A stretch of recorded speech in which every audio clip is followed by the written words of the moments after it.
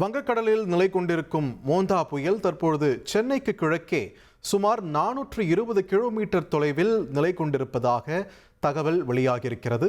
காக்கிநாடாவிலிருந்து 450 kilometre தென்மேற்கு திசையில் மோந்தா புயல் நிலை கொண்டிருக்கக்கூடிய நிலையில் 15 கிலோமீட்டர் வேகத்தில் இது நகர்ந்து வருவதாகவும் நாளை காலை இது தீவிர புயலாக வலுப்பெறும் என்றும் எச்சரிக்கை விடுத்திருக்கிறது வானிலை ஆய்வு மையம்.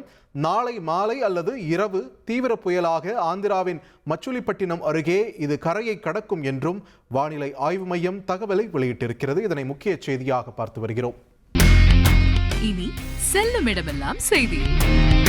தந்தி டிவியின் வாட்ஸ்அப் சேனலை ஃபாலோ பண்ணினா செல்ல இருக்கும் இடமெல்லாம் செய்தி. இதோ QR கோட் இப்பவே ஸ்கேன் பண்ணுங்க, ஃபாலோ பண்ணுங்க.